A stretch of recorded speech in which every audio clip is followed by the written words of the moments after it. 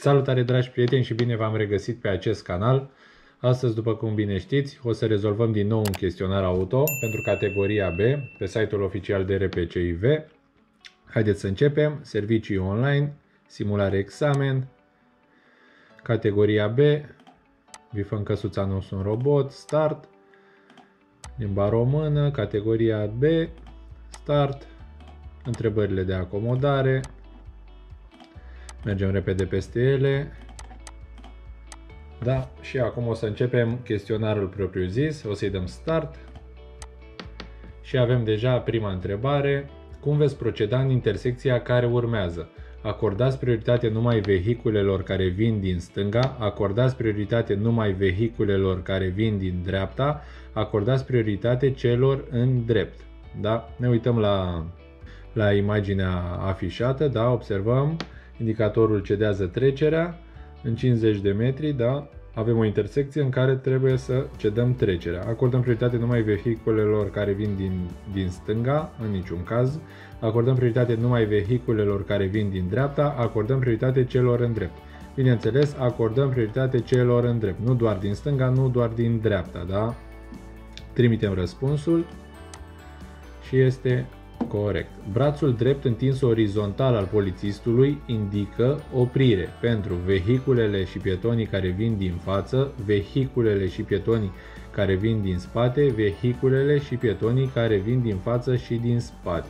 Mai citim o dată întrebarea. Ne imaginăm brațul drept întins orizontal al polițistului indică oprire pentru vehiculele și pietonii care vin din față, la care brațul drept nu se va intersecta, vehiculele și pietonii care vin din față nu se vor intersecta cu brațul drept al polițistului, ci vehiculele și pietonii care vin din spate, în niciun caz și din față și din spate, da? Voi intersectați cu brațul drept, vehiculele care vin din spate, da? Nu cele care vin din față.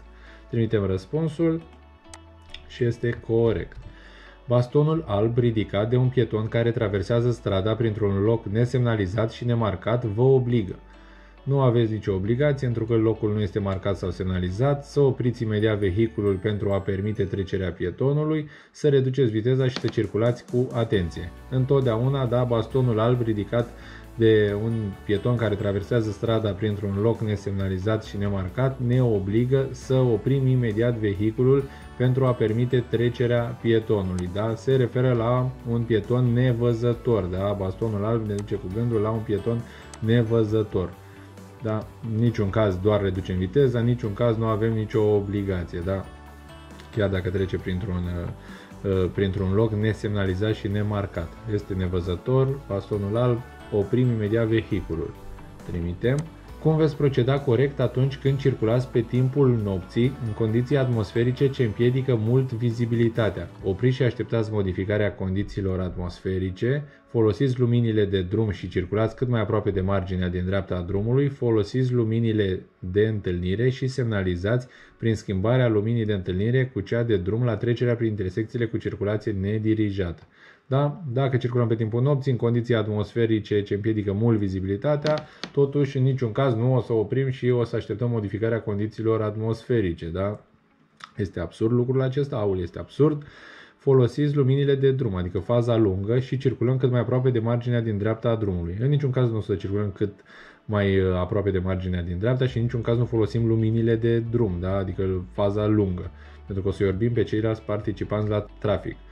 O să folosim luminile de întâlnire, adică faza scurtă, și o să semnalizăm, da, prin schimbarea luminii de întâlnire cu cea de drum, adică faza scurtă cu faza lungă, la trecerea prin intersecții nedirijate, da, pentru a semnaliza, pentru a blițui pe potențialii participanți la trafic care se apropie de aceeași intersecție nedirijată, da? Foarte simplu, trimitem răspunsul. Care este viteza maximă prevăzută de lege pentru circulația în zonele rezidențiale? 5 km, 10 km, 20 de km. O întrebare mega simplă, dacă citiți cartea, da? O să vedeți, în zonele rezidențiale avem o viteză maximă prevăzută de lege de 20 de km pe oră. Da? C-ul este răspunsul corect. Trimitem răspunsul și avem deja 5 răspunsuri corecte. Mergem la a 6-a întrebare. La întâlnirea unui vehicul cu un ansamblu de vehicule pe pe un drum public îngust, unde trecerea din sensuri opuse este imposibilă sau periculoasă, va manevra cu spatele. Ansamblu de vehicule, vehiculul la libera înțelegere. Da? Din nou o întrebare simplă și logică. Da? Dacă se întâlnesc pe un drum public îngust, un vehicul cu un ansamblu de vehicule, da? Cine va da cu spatele? Da? Ansamblu de vehicule, vehiculul sau la libera înțelegere? În niciun caz la libera înțelegere. Da? Nu trecem la libera înțelegere. Va da cu spatele vehiculul, pentru că este mult mai simplu, da? Nu o să dea cu spatele un ansamblu de vehicule, ci doar un vehicul. Va da cu spatele pentru a-i permite trecerea ansamblului de vehicule. O întrebare destul de logică și simplă. Trimitem răspunsul. Am scăpat de ea. Conducătorilor de autovehicule le este interzis să transporte în și pe autoturism obiecte a căror lungime sau înălțime depășește împreună cu încărcătura dimensiunile acestuia, să aibă aplicate folii sau tratamente chimice pe parbrize, lunetă ori geamurile laterale care reduc vizibilitatea, să circule cu vehiculele avariate mai mult de 30 de zile. Da? O întrebare care v-ar putea induce în eroare, zic eu, da? CEU-ul să circule cu vehiculele avariate mai mult de 30 de zile. Cred că știe toată lumea că nu avem voie, după ce am făcut un accident, da? Nu avem voie să circulăm cu mașina mai mult de 30 de zile avariată, da? Să aibă aplicate folii sau tratamente chimice pe parbrize care reduc vizibilitatea. Clar, dacă avem aplicate folii care reduc vizibilitatea pe parbriz și geamurile laterale, clar nu avem voie să circulăm pe drumurile publice. Iar AUL să transporte în și pe autoturism obiecte a căror lungime sau lățime depășește împreună cu încărcătura dimensiunile acestuia. Bineînțeles că nu avem voie să transportăm cine știe ce obiecte care depășesc lungimea sau lățimea autovehiculului, da, cu care circulăm. Deci, mare grijă, toate trei răspunsurile sunt răspunsuri corecte. Mare grijă la întrebările cu 2 și 3 variante de răspuns. Trimitem și este corectă. În care dintre situații se reține certificatul de înmatriculare sau înregistrare? Când inspecția tehnică periodică a expirat, da, ITP-ul, dacă zgomotul în mers sau staționare depășește limita legală admisă, când motorul emite noxe poluante peste limitele legale admise. Din nou avem o întrebare buclu-cașă, da? În care dintre situații se reține certificatul de înmatriculare când ITP-ul a expirat? Bineînțeles, când inspecția tehnică este expirată, ni se reține certificatul de înmatriculare. Dacă zgomotul în mers sau staționare depășește limita legală admisă. La fel, bineînțeles, depășește limita legală, ne este reținut certificatul. Cred că poate ați auzit și pe la prieteni, da, cei care și-au scos tobele sau și-au pus tobe sport, da, și fac un zgomot în staționare sau în mers care depășește limita legală, bineînțeles că le este frică că li se reține certificatul de înmatriculare. Da? Deci și B-ul este un răspuns corect. Când motorul emite noxe poluante peste limitele legale admise, bineînțeles, când poluăm foarte mult, ne este reținut certificatul de înmatriculare și circulăm cu mașina care emite noxe foarte mari, da, peste limita legală admisă. Toate trei răspunsurile corecte. Când se recomandă să opriți motorul pentru a reduce consumul de combustibil? În cazul unei opriri lungi la o trecere la nivel cu calea ferată, la culoarea roșie a unui semafor care de regulă durează foarte mult, la semnalul polițistului rutier făcut în acest sens. Din nou o întrebare buclu-cașă, zic eu, care v-ar putea induce în eroare, da? Când se recomandă să oprim motorul pentru a reduce din combustibil, în cazul unei opriri lungi la trecere la nivel cu calea ferată. Bineînțeles, ați văzut, poate ați întâlnit, când trecem o cale ferată, poate să dureze și 20 de minute așteptarea, da? În acel caz o să oprim motorul, da? Pentru a reduce consumul de combustibil. La culoarea roșie a unui semafor care de regulă durează foarte mult, la fel, da? O să oprim motorul. Iar ceul la semnalul polițistului rutier făcut în acest sens nu este un răspuns corect, da? Nu are legătură. Semnalul polițistului rutier făcut în sensul de a opri motorul, da? În niciun caz nu o să se întâmple asta, doar A-ul și B-ul. Aveți grijă, C-ul să nu cădeți în eroare, să puneți și C-ul, da? La semnalul polițistului rutier. Polițistul rutier nu ne va face semn să oprim motorul în niciun caz, da? Trimitem răspunsul și este corect. Oprirea este interzisă pe drumurile publice unde circulă troleibuze și tramvaie, la o distanță mai mică de 25 de metri față de trecerea pentru pietoni, în zona de staționare cu durată limitată, da? O întrebare destul de logică, zic eu, oprirea este interzisă pe drumurile publice unde circulă troleibuze și tramvaie, da? Nu are treabă, putem să oprim pe aproape toate drumurile publice circulă troleibuze și tramvaie, la o distanță mai mică de 25 de metri față de trecerea pentru pietoni, da? Bineînțeles, la 25 de metri față de trecerea pietoni nu avem voie să oprim. Dacă ați văzut, avem și linie continuă la trecerile de pietoni, la 25 de metri de trecerea de pietoni este linie continuă. Gândiți-vă, dacă voi ați oprit, cei din spatele vostru nu vă pot depăși pentru că au linie continuă. Este logic, țineți minte, 25 de metri față de trecere nu avem voie să oprim. Da? Iar în zona de staționare cu durată limitată, nu are treabă, este vorba de staționare. Oprirea este permisă în zona de staționare cu durată limitată. Noi oprim 2 minute, a coborât cineva, s-a urcat altcineva în mașină și am plecat, da? Nu vorbim despre staționare, da? Nu staționăm acolo 2 ore. Trimitem răspunsul, doar B este răspunsul corect.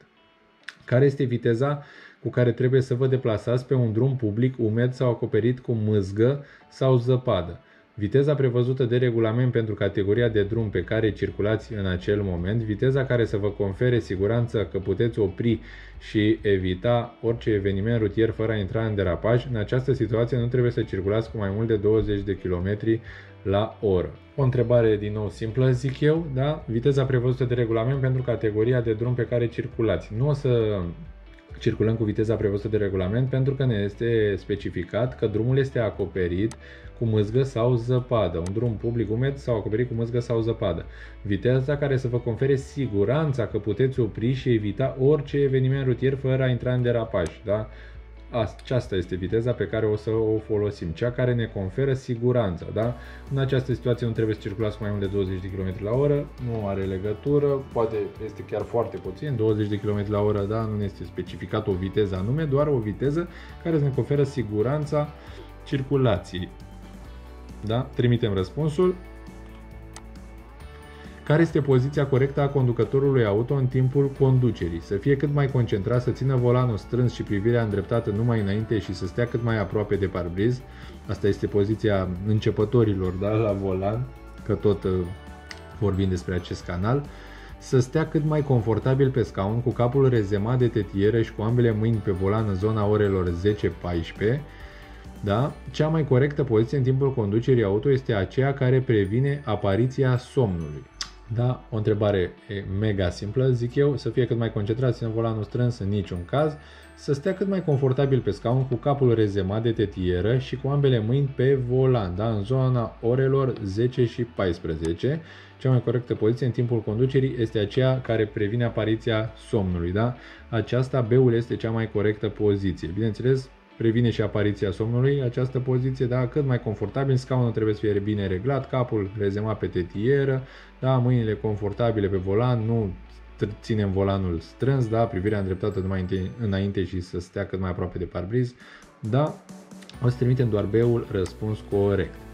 Ce măsuri vor fi luate în cazul conducerii pe drumurile publice a unui vehicul cu defecțiuni grave la mecanismul de direcție?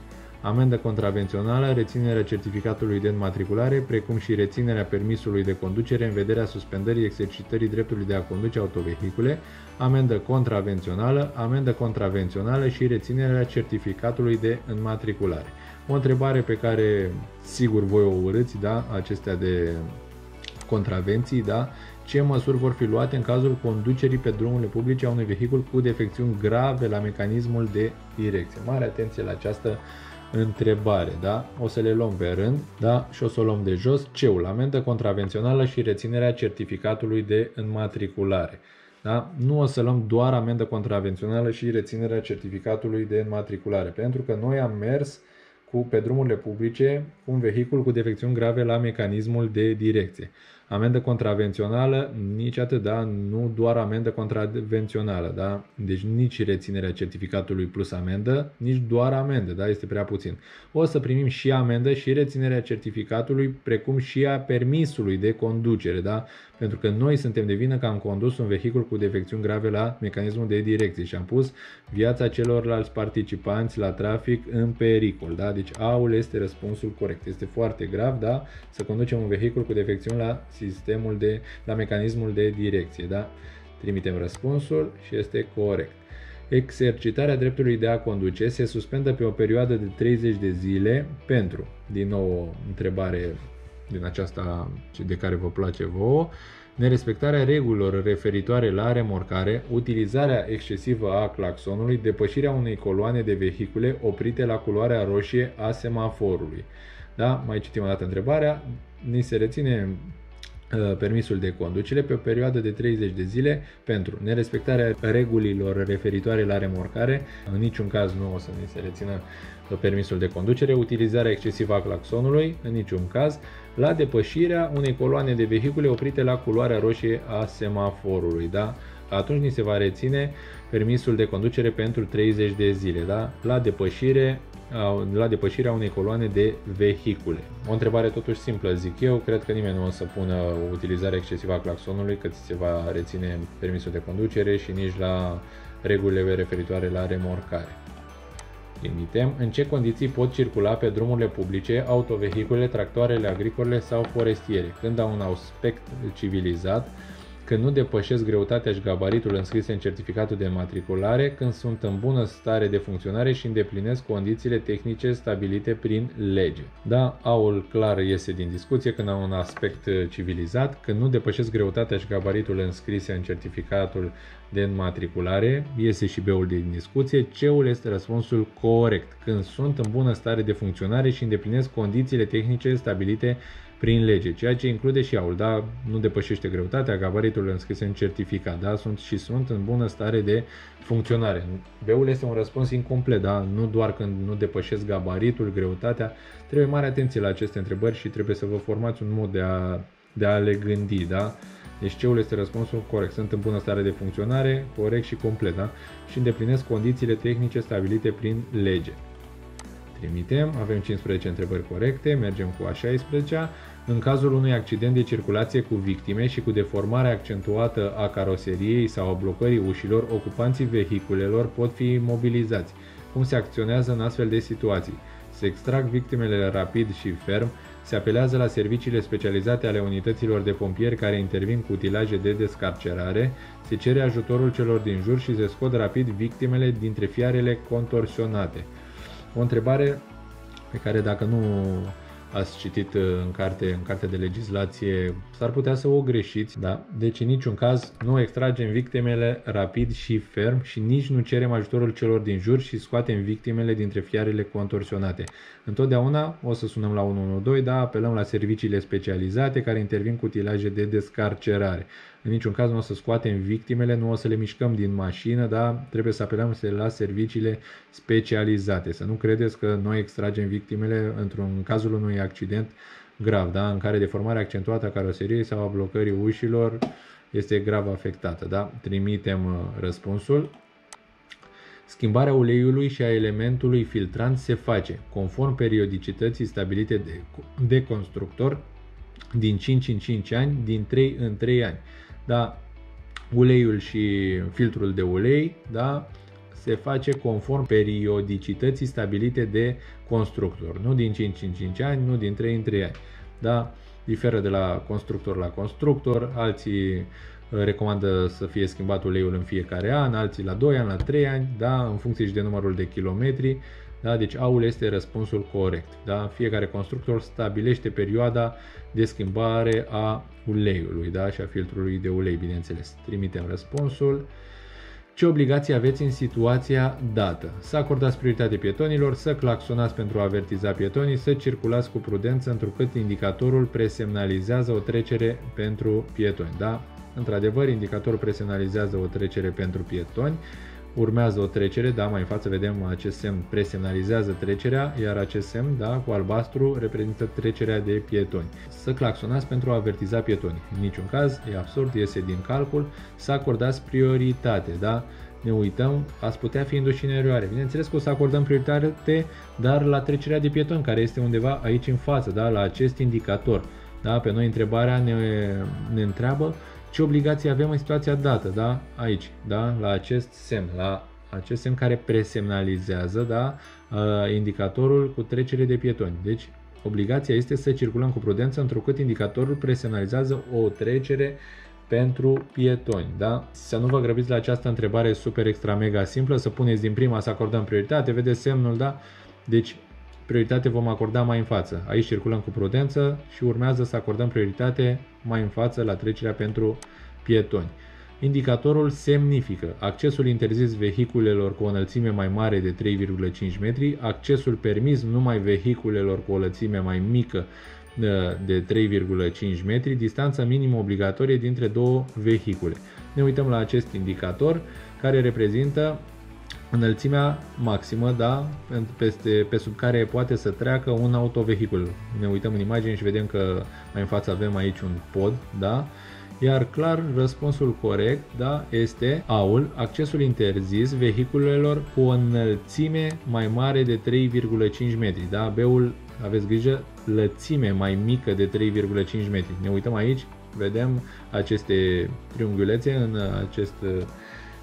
acest indicator, da, care reprezintă înălțimea, da, nu lățimea. Deci, înălțimea maximă admisă 3,5 metri. Accesul interzis vehiculelor cu o înălțime mai mare, da, de 3,5 metri. Nu distanța minimă obligatorie, nu are treabă. Oricum o întrebare destul de simplă, zic eu. Aveți obligația de a respecta semnificația unui indicator amplasat pe partea stângă a drumului. Da, dacă pe sensul dumneavoastră de mers se execută lucrări. Da, pentru că acționează pe sensul dumneavoastră de mers. Nu pentru că se adresează circulației din sens invers. Ce iese din discuție? Ne uităm la această imagine și vedem aceste indicatoare care ne avertizează că urmează o curbă periculoasă la dreapta. Da? Deci, A-ul, da, dar numai dacă pe sensul dumneavoastră de mers se execută lucrări. Nu au treabă lucrările, iese din discuție. B-ul, da, pentru că acționează pe sensul dumneavoastră de mers. Bineînțeles că acționează pe sensul nostru de mers, ne atenționează că urmează o curbă la dreapta. C-ul, nu pentru că se adresează circulației din sens invers, bineînțeles că nu se adresează circulației din sens invers, da? Trimitem B, răspuns corect. Și avem 20 de întrebări corecte. Cum trebuie să procedați la întâlnirea indicatorului? Ocoliți centrul intersecției prin stânga, circulați cu o viteză maximă de 40 de km la oră, acordați prioritate vehiculelor care circulă în interiorul intersecției. Da? Ne uităm la acest indicator care ne spune că urmează un sens giratoriu. A-ul, ocolim centrul intersecției prin stânga. Niciodată nu o să ocolim prin stânga, da? Bineînțeles, pentru că o să o luăm pe contrasens, întotdeauna prin dreapta. Circulați cu o viteză maximă de 40 de km la oră, nu ne este indicată viteza în sensul giratoriu, iar C-ul, acordați prioritate vehiculelor care circulă în interiorul intersecției, în interiorul sensului giratoriu. Bineînțeles, C-ul este răspunsul corect. Acordăm prioritate vehiculelor care circulă în interiorul sensului giratoriu. Da? Trimitem răspunsul. Puteți efectua depășirea în situația dată. Da, deoarece căruța se deplasează foarte încet, nu întrucât depășirea este interzisă în această situație, da, dacă funcționează lumina intermitentă de culoare albă. Ne uităm la această imagine, observăm o căruță. Suntem în imediată apropiere a unei treceri cu calea ferată. Avem linie continuă, bineînțeles. Da? Barierele sunt momentan sus, da? Dar să nu vă inducă acest lucru în eroare, da? În niciun caz nu o să avem voie să depășim în această situație. A-ul, da, deoarece căruța se deplasează foarte încet, indiferent că se deplasează încet, nu avem voie să depășim în această situație. Vom avea răbdare și o să o depășim după trecerea la nivel cu calea ferată. Nu întrucât depășirea este interzisă în această situație. Clar este interzisă depășirea, da, dacă funcționează lumina intermitentă de culoare albă. Nu are treabă, oricum nu funcționează, nu ni se arată în imagine. B-ul este răspunsul corect. Mare grijă să nu fiți induși în eroare. Sunteți corespunzător încadrat pentru a folosi prima ieșire de pe autostradă? Da, deoarece circulați pe banda din dreapta, nu deoarece veți călca banda continuă, nu pentru că circulați pe banda de urgență. Clar, C-ul, nu pentru că circulăm pe banda de urgență. Trebuia să circulăm aici pe banda 1, nu peste linia continuă și să efectuăm virajul la dreapta pentru a folosi prima ieșire de pe autostradă. Trimitem. Ați selectat corect banda de circulație pentru a vira la stânga în intersecția care urmează? Da, nu, sunteți obligați să circulați numai înainte. Observăm, ne atenționează că urmează un sens giratoriu, ne întreabă dacă am selectat corect banda de circulație pentru a vira la stânga în intersecția care urmează. Da, observăm, suntem pe banda 2, banda de lângă ax, clar, da, am selectat corect banda, trimitem. Puteți executa depășirea în această situație. Da, legea nu interzice, nu deoarece drumul se îngustează, nu deoarece urmează un drum în lucru. Observăm panoul adițional, da, din dreapta, unde ne este exemplificat că banda 2 va dispărea în 400 de metri. Apoi ne întreabă, putem executa depășirea în această situație? Răspunsul corect fiind A. Da, legea nu interzice acest lucru. Da? Trimitem mare grijă să nu fiți induși în eroare de acest panou. Trimitem. Și avem ultima întrebare. Motociclistul depășește corect autocamionul? Da, procedează corect, nu deoarece din sens opus circulă alt vehicul, nu deoarece indicatorul din imagine interzice acest lucru. Mare grijă să nu vă inducă în eroare acest indicator cu depășirea interzisă. Observăm, motociclistul nu trece peste axul drumului, observăm dunga aceasta, da, săgeata verde, nu trece peste axul drumului și depășește în mod corect acest autocamion. Da? Mare grijă să nu fiți induși în eroare, să spuneți că nu deoarece din sens opus circulă alt vehicul sau mai ales nu deoarece indicatorul din imagine interzice acest lucru. Da? Nu stânjenește circulația autovehiculului roșu, deci da, procedează corect motociclistul. Trimitem răspunsul și, bineînțeles, este corect. Vă mulțumesc că ați fost alături de mine și astăzi. Sper ca aceste vloguri să vă ajute foarte mult. Sper să obțineți număr cât mai mare admis la examenul teoretic, da? Adică la sală. O să încerc să fac cât mai des aceste vloguri cu aceste chestionare rezolvate. Eu sunt Alex și până data viitoare vă urez multă baftă. Ceau, pa, pa!